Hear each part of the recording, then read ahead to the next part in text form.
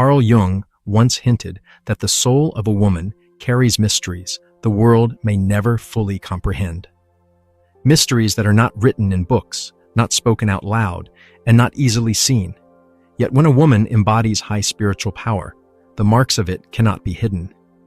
They are invisible to the eye, but undeniable to the soul. These marks are not about beauty, wealth, or charm. They are not achievements you can put on a resume. They are forces that shape her aura, the way she moves through life, the way the world reacts when she enters a room. And the truth is, most people don't understand them. Some are drawn to them like moths to flame, while others are unsettled, even frightened. But for those who can see, these marks reveal something extraordinary. Today we'll explore 5 unseen marks of women with high spiritual power, guided by the psychology of Carl Jung. Each mark is not just a trait, but a revelation, one that shows why such women live differently, why they feel more deeply, and why they often carry both blessing and burden. Stay with me until the end, because the final mark reveals why women of spiritual depth are almost always misunderstood, and why that misunderstanding is, paradoxically, proof of their power. Mark 1. The quiet presence that commands attention. Imagine a crowded room filled with noise, laughter, small talk, and chatter. Suddenly, a woman enters quietly, without announcement. She does not seek attention. She does not try to draw eyes. Yet somehow the atmosphere shifts. People glance at her. The energy changes, though no one can explain why. This is the first unseen mark, the aura of quiet presence. Carl Jung spoke of what he called the mana personality, the individual who carries within them a mysterious, almost magical energy that makes others feel they are in the presence of something greater than ordinary. It is not about appearance, it is not about behavior. It is about a subtle spiritual gravity, an unspoken authority. A spiritually powerful woman radiates stillness that is louder than words. Her silence unsettles some, because silence is rare in a world addicted to noise. Others find it magnetic, because in her presence, the masks and distractions of life momentarily fall away. This kind of presence cannot be faked. It cannot be rehearsed. It is not charm, which is external and performative.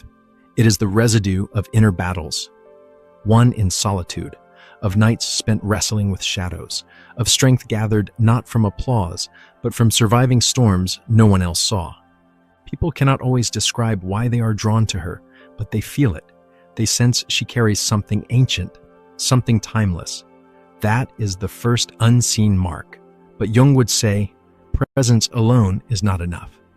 Something deeper shapes it. Something born from suffering. Mark 2. The wound that becomes wisdom. Every woman with high spiritual power carries a wound. It is not a small wound, not the ordinary frustrations of life. It is a wound so deep that it forced her into a dialogue with her own soul. It might be the loss of love, the betrayal of trust, a childhood marked by pain, or the loneliness of never being understood. Carl Jung called this the wounded healer archetype.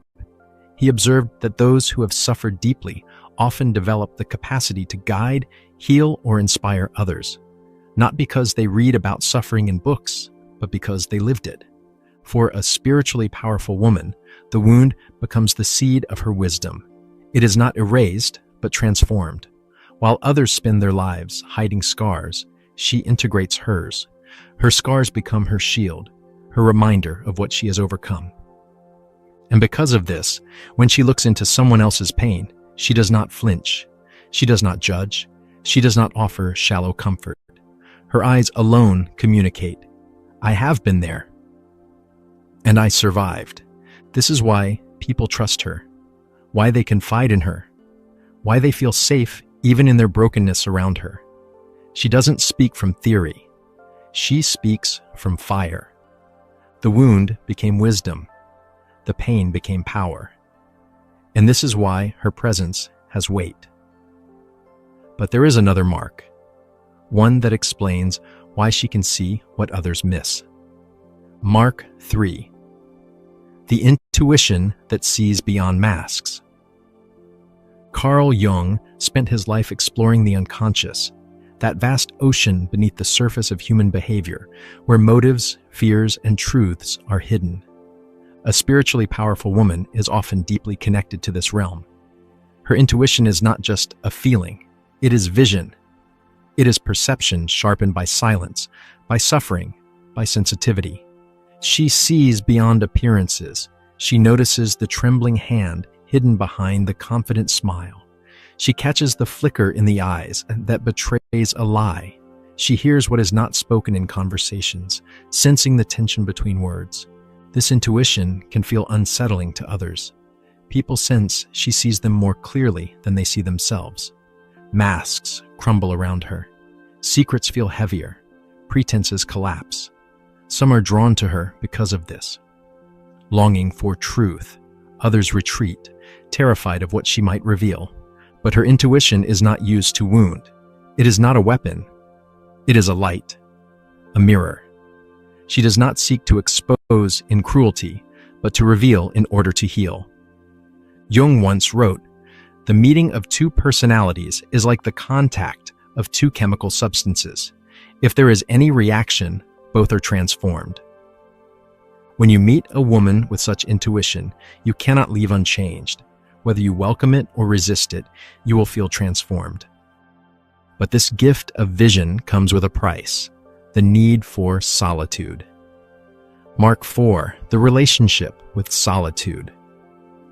We live in a time when solitude feels like a punishment. People run from silence. They drown themselves in distractions, in screens, in noise. But a woman with high spiritual power is different. She embraces solitude not as emptiness, but as fullness. Carl Jung saw solitude not as isolation, but as the sacred chamber where the unconscious whispers truths. He believed that without solitude, one cannot hear the soul. For this woman, solitude is not something to fear. It is something to seek. It is her temple, her sanctuary, her forge. In solitude, she listens. In solitude, she heals. In solitude, she gathers strength. Picture her sitting alone in a cafe, not scrolling through her phone to escape discomfort, but staring thoughtfully into space, comfortable in her own company. That stillness is not loneliness. It is the sign of someone who has befriended herself. But this relationship with solitude often makes her misunderstood. People assume she is lonely, or strange, or unapproachable. They project their own fear of silence onto her. They cannot understand that her solitude is not a prison. It is a source of power.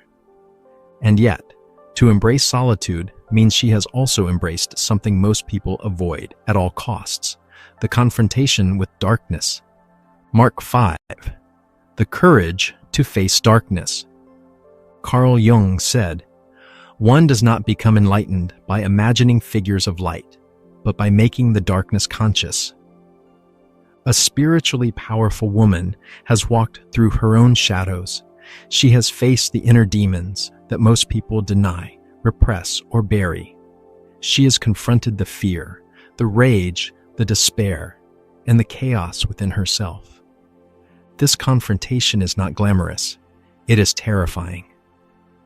To look at your own darkness and not run, that is the rarest form of courage. But she has done it, again and again. And because of this, she does not fear the darkness in others. When others are drowning in shame, she remains steady. When others are overwhelmed by grief, she does not collapse. She can sit with pain without needing to escape it. Her strength is not the denial of darkness, but the integration of it. She does not pretend to be pure, innocent, or untouchable. She knows that wholeness requires shadow. Light without shadow is illusion. True power is the ability to carry both. This is why she is resilient in ways that seem almost supernatural. Storms that would destroy others become her teachers. Chaos does not break her, it refines her. But here lies the final mark, the most painful of all. So what do these unseen marks reveal? They reveal that true power is not loud, not boastful, not obvious. It is quiet presence. It is wisdom born of wounds. It is intuition sharpened by silence. It is love of solitude, courage to face darkness, and the willingness to be misunderstood. If you recognize these in yourself, know this: they are not accidents. They are initiations, signs that you were chosen not for an easy path, but for a deeper one. And if you recognize them in another woman, honor her, because women of high spiritual power are rare. They are both fragile and unbreakable, both gentle and fierce, both human and more than human. Carl Jung wrote, "The privilege of a lifetime is to become who you truly are." For women with these unseen marks, becoming who they truly are is not a choice. It is destiny. So the question is not whether you carry these marks. The question is, will you accept them? Will you live them fully, even when misunderstood, even when alone, even when the weight feels unbearable? Because if you do, you will discover what Jung always hinted at, that the deepest power of the soul is not to escape suffering, but to transform it into light.